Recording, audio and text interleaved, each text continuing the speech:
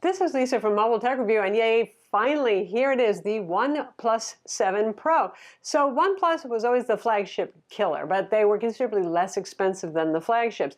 Now they're approaching that flagship territory with features and with pricing. The OnePlus 7 Pro starts at $669 in the United States and goes up to $750 depending on how much RAM and how much storage you want.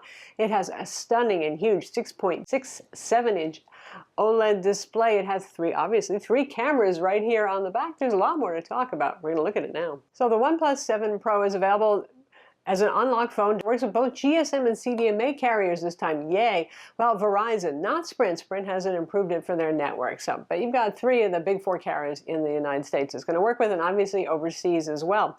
T-Mobile also sells it as a T-Mobile phone. So if you're a T-Mobile customer, you can go into the store and get one directly from them. So if you do buy it unlocked, it does support some more advanced carrier features. For example, we have a Verizon SIM on it right now, and you can see the little indicator up top that says that it's got an automatically enabled voice over LTE. So cool that. And it's LTE Cat 18 LTE A4G. No 5G here yet. As ever, what you love about a OnePlus phone is the fact that it has a fairly clean Android build. It runs Oxygen OS 9.5, which is built on Android 9 Pie, and yes, Android Q, whatever it's going to be called, is coming. It's already available as a beta for the phone. Anyway, what you love about it is the fact that you got this nice, clean OS built on, and always the fastest hardware. So we have the Snapdragon 855. Even when they're playing in the $500-ish price range category, you always got the fastest Snapdragon CPU available, and you get that again here. You can get up to 12 gigs of low-power DDR4X RAM. That's crazy. The only other place you're going to see that much RAM in a phone from the mainstream brands is the Samsung Galaxy S10 Plus Ceramic Edition with 1 terabyte of storage. Now that's a $1,600 phone. Granted, you do get 1 terabyte of storage with that as well, too. With this one, the maximum you can go is 256 gigs of storage. There is no micro SD card slot, unfortunately. They still just don't do that at OnePlus. I wish that they would. And it's fast UFS 3.0 storage as well, so yay, you go OnePlus. Obviously, speed's not going to be an issue with this phone. The display on it is really nice. Now, DisplayMate, who analyzes displays in a highly technical way, gave it very high ratings, almost up there with the Samsung Galaxy phones. In fact, right there. It's not quite as bright as the Samsung Galaxy phones, and there's a little more glare. Now, those are my two complaints. Now, note, this is really important. For those of you who get it and you're like, man, my phone, I can't see it outdoors at all. There's a factory-installed screen protector. It's just this thin, plasticky, rubbery thing. Don't worry, it's not like the Galaxy Fold. You won't destroy it if you pull it off, but it looks terrible outdoors, that screen protector. It looks fine inside, so take that off. The phone definitely will look better. I think the T-Mobile version doesn't have that screen protector pre-installed, so if you don't see one and you got it from T-Mobile, it's not there. My other complaint with the display, and don't get me wrong, I really love this display. It's HDR10 Plus certified. It's very high resolution. In fact, the only third-party app pre-installed is Netflix, so you can stream HDR10 Plus video and go, ooh, look at that screen, it's beautiful. Anyway, my other complaint is the fact it's like Samsung Galaxy phones from a couple of generations ago. The curve on the side is very curved. It's a steep apex going on there. So now Samsung has, the curve is more subtle. So what does that mean? Number one, it's a little harder to hold on to. It can slip out of your hand a little bit more easily. Accidental touches are more of an issue, and that light refraction at the apex and the bit of color and light distortion that you see around the curve, because video and photos will display full screen, you're going to notice that a little bit. So I wish if they had to go curved, and obviously they're kind of copying the Samsung Galaxy look here, I wish they'd done a little less on that curve.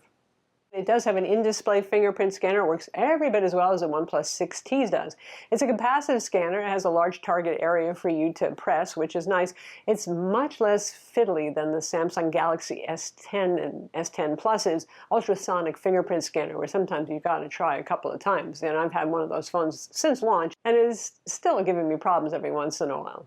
Also, this display refreshes at 90 Hz. So gaming laptops, it's all the rage, fast refresh displays, because you're playing games and you don't want to see any frame motion, any blurring, anything like that. Is it as necessary in a phone? No. Is it nice to have once you see it? Yeah, it is. What's so nice about it? It's not like you're going to be playing competitive Fortnite, probably, you average Joe or Jane out there, but For games that support it, it's pretty cool. And there are a few gaming phones out there at high refresh displays, so it is possible they will support that. But just things like scrolling, you don't see so much of the blurring that you normally would. It looks really more like you're moving a piece of paper on the table or something like that. It's pretty cool. The display also has several color profiles that you can choose from. Vivid is the one that's turned on by default. There's a natural one, which is the one that DisplayMate says is incredibly accurate, which is nice. The nice thing about that natural mode, even though you might not choose it because sRGB is not a super wide gamut, not as much color pop, but it respects ICC color profile. So that means that if you're watching a movie filmed in P3 color gamut, which is popular for cinematic movies, it'll automatically switch to that. If you're looking at photos that were taken with Adobe RGB format, it'll display in that wider gamut. But you can just leave it on Vivid too. It looks pretty nice. It doesn't look cartoony or distorted. And there's several other profiles. There's even an AMOLED wide mode that you can choose, or that sort of thing. Speaking of copying the Galaxy, it looks a lot like it, but there's one big difference. There are no O-hole cutouts in the display. There's no notches like other phones have either, because they did this wild and crazy thing. The selfie camera is a 16 megapixel pop-up camera. That's right, it's a little motorized thing too. It's not even like spring-loaded or something like that. Way classier going on here. So whenever you engage the front camera to take a selfie, it just goes, whoop, takes about a half a second. And then when you switch to the rear camera again, it goes, whoop. You can use the facial recognition. It's not the secure kind. It's nothing fancy like Apple's Face ID or anything like that. If you do use that, then you have to wait for the camera to go whoop first. So it's about a second, because you get a half a second to deploy the camera, another second for it to recognize your face. And it even uses the accelerometer to sense if it's falling. And if the camera is popped up, it will pull the camera down and tell you that it did that. So we tested that, dropping it onto a pillow because we didn't want to destroy the phone, and indeed, that works. It's available in 3 colors. We have the one called Nebula Blue, and I am in love with that. I love what they do with the satin finish glass. That makes it almost sort of like metal. I don't know. It's a very complex set of hues. It looks really neat. It cleans up pretty well. It's still slippery though. Almond will be coming as a color, and there's also the mirror gray. So there are your colors. All right, so you got a lot of speed here. You have a good, clean Android build with timely Android updates. You've got a really nice OLED display. What's lacking here compared to the flagships that cost more money? And in some cases, like the Pixel 3a family, don't even cost more money. The cameras, the specs, the hardware specs are fantastic on this. Really impressive stuff. The main camera is a 48 megapixel Sony sensor with a very fast f1.6 lens. And it uses pixel binning, which is something we see even in standalone SLR cameras. It's a good technology where it takes basically the best of each 4 pixels and picks them to give you the sharpest, best possible image. So you end up with a 12 megapixel photo in the end. So that's good stuff there. And then we have a telephoto lens, a hardware telephoto lens. So no pinch zooming with degradation of quality. And it's a 3x zoom lens. Samsung does 2x, so you got even more zoom. What does this mean? If you like to take pictures of wildlife, like my squirrel photo, if you want to take street photos without getting in people's faces and making them self-conscious. If you want to catch your kids doing cute things and you know how they're going to stop dead once you start aiming a camera at them, it's great for that. Now that one's an 8 megapixel one, an f2.4 lens, so that's, compared to the competition, those specs are pretty good. And then we have a 16 megapixel super ultra wide angle, 117 degree field of view, almost a little too much. And by default, it has barrel distortion correction enabled, which means it should look less fisheye. It still looks pretty fisheye. And so all this spec sounds good, dual LED flash, right? Well, and we even have that Nightscape 2.0 mode for dark shots. The software processing isn't all that. And now OnePlus knows this, and they're working on it. And they have in the past, with previous OnePlus phones, done significant improvements with their camera software to really improve the output.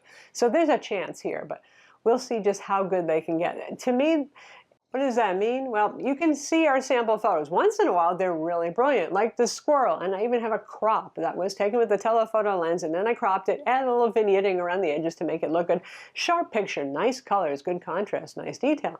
And then we have a lot of other well-lit outdoor day shots that just look, overall, they're always too warm, a little too yellow, a little too orange, and often lacking in contrast and detail. And for a phone that costs this much, I do expect more. You know, it may not be $1,000 like a Galaxy S10 Plus or an iPhone XS Max, or name the overpriced flagship of the day.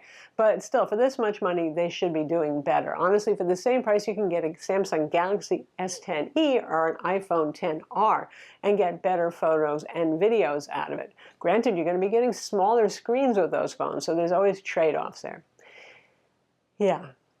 Now the night mode, they're working on improving that along with HDR. The night mode I didn't think was that bad. It does smooth details, so you don't see a lot of graininess and noise, but it ends up making a fairly pleasing shot, so I don't have complaints there.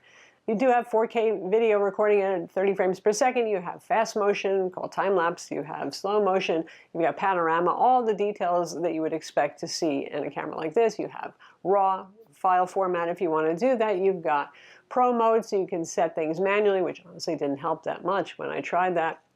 Yeah. I did try the Google Camera app, which I side-loaded, but it crashed an awful lot, so it's not really ready for the OnePlus 7 Pro just yet. So what don't you get that you might get on a more expensive phone, or even a few of them that are priced the same? Still, there's no IP water resistance or dust resistance rating here. Now, OnePlus's CEO makes a big deal about it costs a lot to get that rating, and maybe their phone actually is. Are you going to take a chance on that? I'm not going to throw this $750 phone in the pool, and you probably are not going to either. And also, there's no wireless charging, which I kind of miss. It is a very convenient technology. I don't know if that one's a deal breaker, though.